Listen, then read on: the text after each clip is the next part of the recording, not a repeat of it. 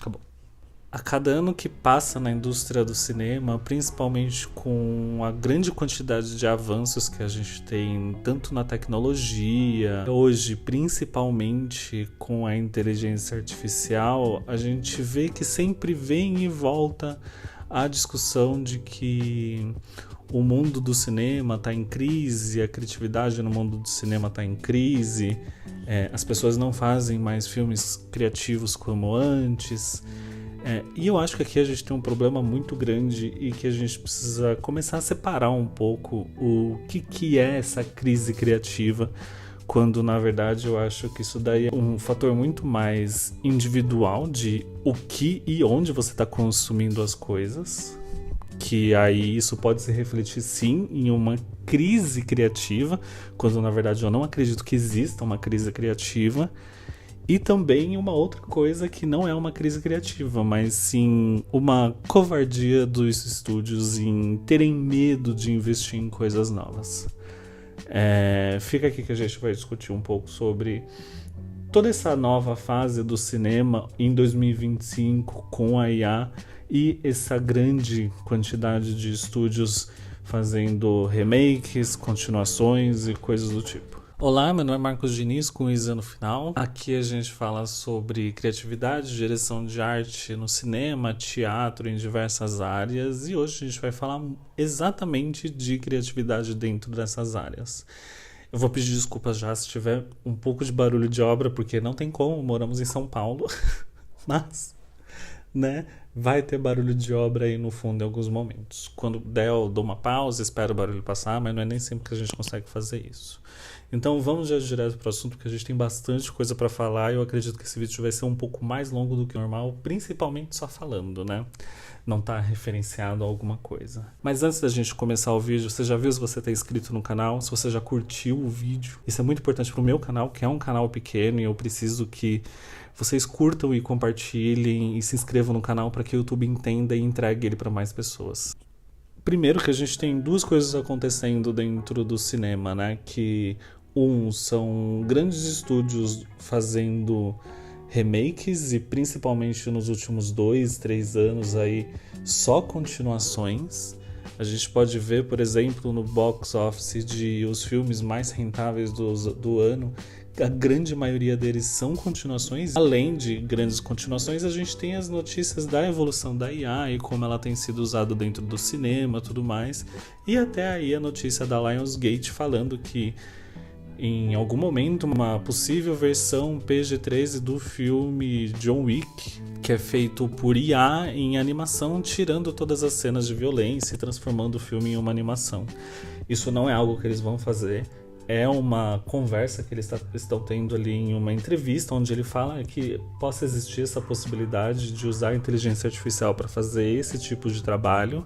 E eu acredito que em algum momento eles vão fazer isso mesmo. Isso esse movimento de mercado que a gente vê dessas grandes produtoras sempre reaviva essa discussão de que existe uma crise criativa dentro da indústria do cinema.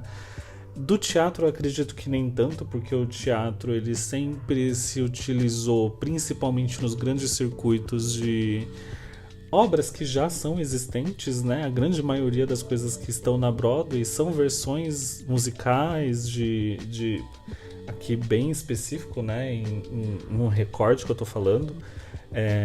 São todas produções musicais de grandes filmes, de grandes livros, de grandes momentos da história. Então ali é sempre uma recriação de algo que já é existente.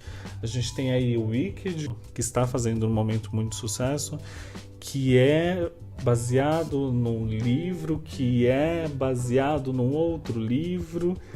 E no outro livro não, né? Que é baseado no filme, não é que é baseado no livro. Então, e é uma spin-off, né? E isso aí acontece com diversas outras produções. O Fantasma da Ópera, que fechou recentemente na Broadway.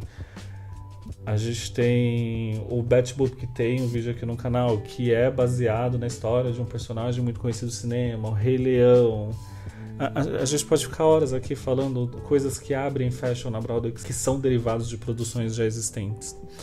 E que isso não é um problema nenhum, é uma obra nova, é uma nova forma de contar aquela história e tudo bem. E Diferente do cinema, que se apropria de você já tem um filme e aí você tem uma continuação daquele que é feito em um filme, 2 filmes, 3 filmes, uma spin-off, e aquilo é explorado de diversas formas para gerar dinheiro. Então quando a gente tem essas duas coisas acontecendo, eu entendo que as pessoas acreditam que existe uma crise de criatividade dentro do cinema. Mas, como eu disse, eu acredito que isso parte muito de o que você consome, né? E onde que estão essas grandes empresas, porque quem comanda a grande massa da indústria do cinema são estúdios que trabalham muito baseados em ganhar dinheiro. E isso não é um demérito, né? A gente fala que cinema sendo a sétima arte e tudo mais, mas é um produto do capitalismo e as empresas elas querem ganhar dinheiro cada vez mais. Então a gente não dá pra, né, fechar os olhos e falar que o cinema já foi muito mais criativo. Não, o cinema ele já foi muito mais rentável com coisas que eram originais. Por mais que hoje em dia a gente tenha uma demanda por coisas originais a serem feitas e tenha assim gerado até quando tem aquele respiro de novidade, tem gerado assim uma curiosidade das pessoas, mas a gente vai chegar lá. Então, o que eu acredito que por ser um produto de mercado, e a gente sabe que as pessoas elas não estão, na verdade, preocupadas com isso, onde está essa discussão e para quem é feita essa discussão, ela acontece muito dentro de uma bolha do cinema e que reclama dessa ausência de criatividade, mas que a gente sabe que, na verdade, as pessoas que consomem cinema não estão discutindo, assim como não estão discutindo um monte de coisa, essa é mais uma delas, de que ela não acredita que exista uma falta de criatividade no cinema, porque simplesmente se elas veem lá no cinema um trailer de um filme que agrada ou não, se é continuação ou não importa pra ela. Se ela vê um pôster de um filme 15 de um outro filme que ela gostou, ela vai assistir. Então, acredito que as bolhas dentro do cinema, às vezes elas fazem com que algumas discussões pareçam muito maiores do que elas realmente são. Às vezes parece que essas discussões elas atingem muito mais pessoas do que realmente elas atingem, porque a grande maioria das pessoas que vão pro cinema, elas simplesmente querem ver uma história boa, uma história legal, elas saem de casa, vão no cinema, veem que tem alguma coisa legal, assiste, é isso. Ou veem algum trailer na televisão, ou alguma coisa nas redes sociais e é captado para poder ver esse filme. Não tá ali no âmbito de discutir se isso é criativo ou não. O máximo que pode acontecer é ela sair do cinema e falar: nossa, que filme ruim. O 1 era bem melhor. E vai embora. E já esqueceu desse filme. Não vai ser discutido isso daí em mais nenhum outro momento, nem nada. O que pode acontecer, por exemplo, isso daí acabar reverberando lá na frente, de essa mesma pessoa que não liga, não se importa com isso, vai no cinema e descobre que, nossa, esse aqui é a continuação daquele filme que eu achei bem ruim, não vou ver. E é isso aí que acaba acontecendo. Às vezes o filme é até bom e as pessoas não se preocupam em saber se o filme é bom ou se é filme ruim. A gente tem vários casos aí de sequências de filmes que são muito melhores do que o primeiro filme, e que falharam muito por conta de reação negativa do filme anterior, e a pessoa não tá preocupada em saber se aquilo é bom ou não, porque ela vai do que ela tem de referência na memória e do que ela quer ver. Então aqui a gente já mata essa de que essa discussão não tá em todos os lugares, as pessoas não se importam com isso. O que eu acredito, na real, que importa muito mais para crise criativa do cinema, né? Aqui eu repetindo que eu acredito que não exista uma crise criativa no cinema, na realidade é muito mais uma crise de covardia dentro do cinema. Os estúdios antes, eles não tinham medo de investir dinheiro e não precisava ser muito dinheiro. Grande parte dos clássicos que a gente fala, nossa, que esse aqui é o início do filme blockbuster no cinema, com Tubarão no verão, num filme de verão que não era acostumado a ser lançado, filmes muito grandes. Aí a gente tem um filme que não tem um orçamento muito grande, mas que é o primeiro blockbuster do cinema. E aí a gente tem diversos outros tipos de investimento que vão fazendo com que surjam novos filmes, novas demandas e coisas que até hoje são reverenciadas como filmes que revolucionaram o cinema, trouxeram muita novidade, né? Movimentaram o mercado de uma certa forma muito maior do que fosse esperado que isso fosse feito, mas naquela época era lançado como... É um filme que a pessoa lançou para ver se conseguia ganhar algum dinheiro e conseguiu. Não foi pensado como a gente vê hoje, como por exemplo, nossa, esse filme aqui, um determinado filme é um clássico do cinema e a gente espera que ele seja referenciado porque ele é um filme de arte e tudo mais, quando na verdade a pessoa que lançou o filme naquele período, a gente precisa ganhar dinheiro, vamos fazer esse filme aqui, tá, ele vai dar alguma recuperação, não pensa nele como sendo um filme que ela quer que fique pra posterioridade, era só mais um produto que estava sendo lançado ali naquele período, mas ele acabou reverberando em outras épocas por conta da história, como o filme foi feito e referencia em outras histórias. A gente pode ver, por exemplo, o próprio Twin Peaks, que está em alta ultimamente. Eu fiz um vídeo essa semana sobre a série Twin Peaks, que é um produto que foi lançado não para ser reverberado durante décadas, mas ali naquele período era mais um colapso criativo do diretor, que lançou um produto e aquilo dali era muito... Como que eu posso dizer? Um recorte daquele período histórico do cinema e da história mundial, né?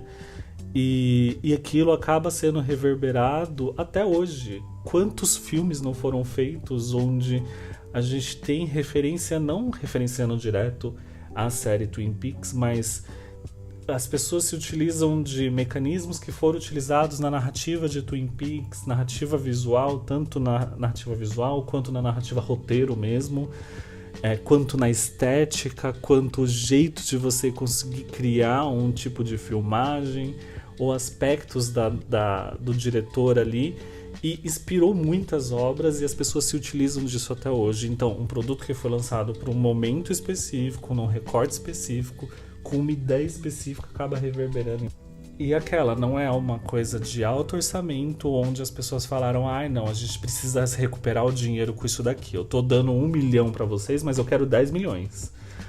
As pessoas tinham consciência de que tinha que ter um retorno o filme, mas as produtoras não tinham medo de investir nessas novas produções. Se desse errado, é mais uma que deu errado. Se deu certo, que bom que deu certo, e vamos começar a fazer o próximo, porque a produção dos filmes antes, muito por conta da tecnologia que era usada, eles não dá pra dizer que eles demoravam muito para ser feito, mas a média ali de 1 ano de produção, mais o tempo de filmagem pós-produção, acabava dando ali 2 anos mais ou menos. A não ser quando fosse um filme muito grandioso, e às vezes quando o filme era muito caro, eles queriam que isso fosse mais encurtado para que ele não fosse mais caro. Hoje em dia a gente tem filmes que são feitos e produzidos em 1 ano inteirinho. E ainda assim com a grande demanda de orçamento muito grandioso, e alguns filmes acabam ficando durante 3, 4 anos sendo produzidos. E a ideia deles é investir muito para recuperar muito. Não é nem recuperar muito, é ganhar muito. Então as produtoras hoje, elas têm medo, é exatamente a covardia no sentido de medo, não é a covardia de ser, digamos aqui, babaca, sabe? É a covardia de você ter medo, de você não querer investir em coisas novas. Tudo que tem de clássico hoje, em algum momento foi investido, às vezes sem pretensão nenhuma de que aquilo se tornasse um clássico do cinema.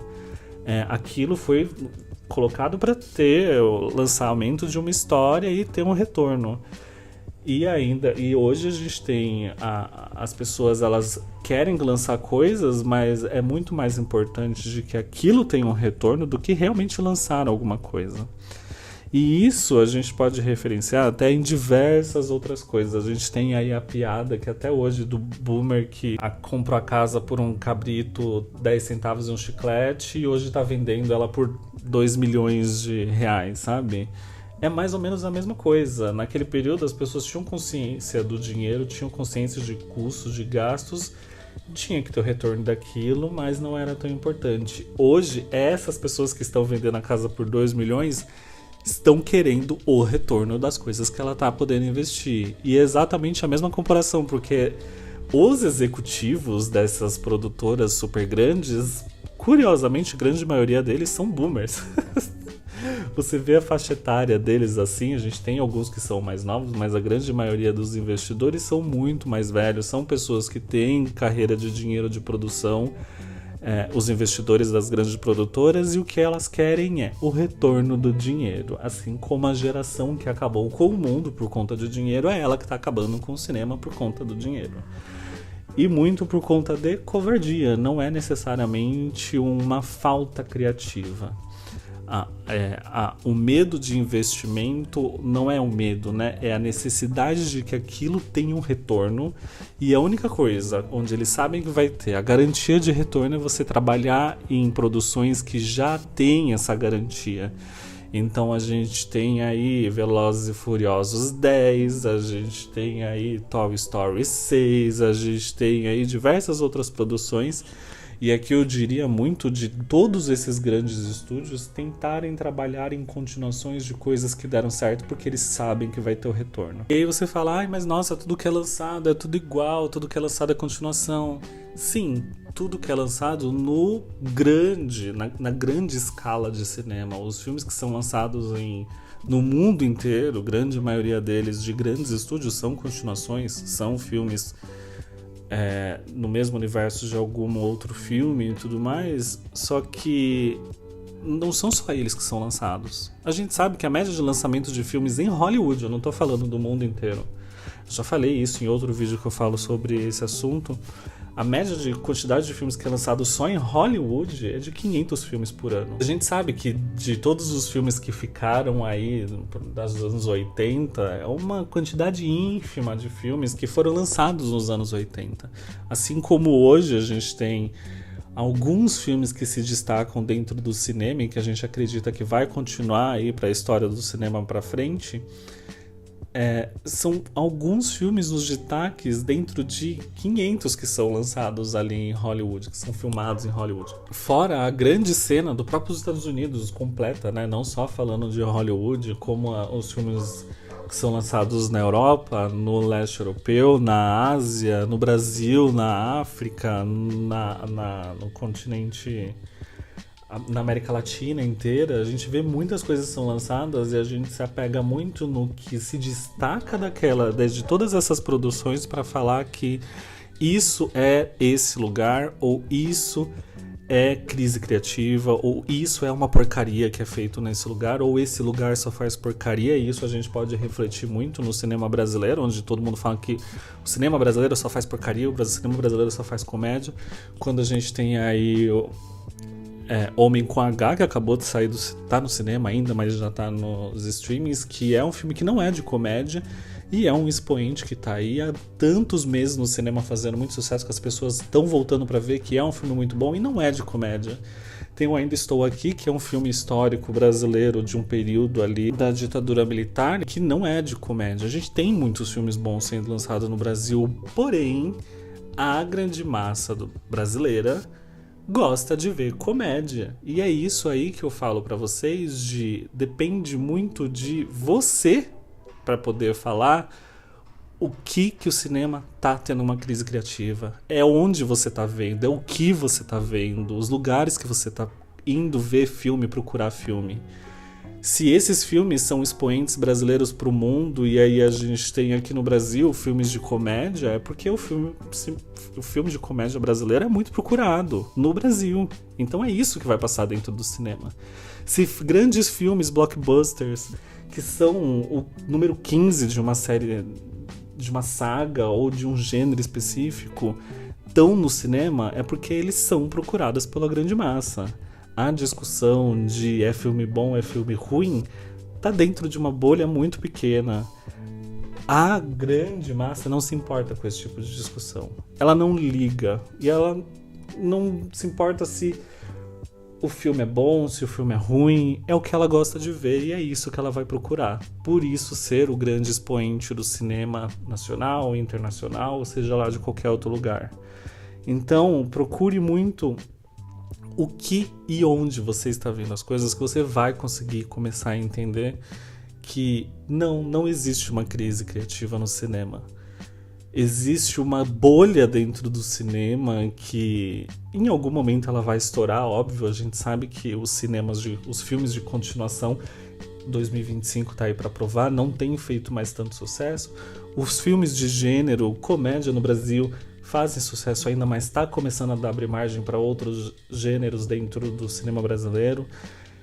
Os filmes de continuação, os filmes de super-herói não estão mais dando dinheiro como davam, então a gente sabe que essas bolhas elas são cíclicas, né? Essas coisas passam, vamos ter outras histórias sendo contadas, as pessoas vão ser obrigadas a investir em um novo tipo de cinema, né? Ou novas narrativas do cinema para conseguir trazer público para assistir esses filmes e ter aí o retorno do dinheiro que eles precisam. Mas o certo, por enquanto, vai ser esse. As pessoas vão continuar vendo o que elas querem ver e o que importa pra elas, que na maioria das vezes não é o que importa pra quem tá dentro das bolhas da internet, né? O que eu sempre falo aqui, eu repito, tem muitos vídeos que eu falo isso, de as pessoas não se importam. Se você desligar a internet hoje, essa discussão acaba aqui. Então, muito da crise criativa hoje é uma crise de o que você está vendo, de o que você está consumindo e onde você está consumindo. Além da covardia dos grandes estúdios em quererem, em terem a ganância de saberem que é isso que dá dinheiro, então é isso que eles vão se agarrar a fazer. E aí essa discussão vai continuar em um outro vídeo, onde aí sim eu vou falar sobre inteligência artificial e essas outras coisas que eu citei no começo do vídeo, que também abrange aí para crise criativa, mas vai ser um outro assunto, eu vou tratar só dele em outro vídeo. Então, a critério, aqui no vídeo eu acabo a discussão sobre crise criativa, mas ela pode continuar aqui embaixo, a gente pode conversar mais sobre isso. E, dependendo, até fazer um outro vídeo trazendo opiniões de vocês que eu quero ouvir e acredito que sejam importantes para que essa discussão evolua e a gente consiga transformar ela em outras coisas. Então, muito obrigado se vocês viram o vídeo até aqui. Se inscrevam, curtam o vídeo e eu sempre esqueço de pedir isso no começo. E até mais. Tchau, tchau.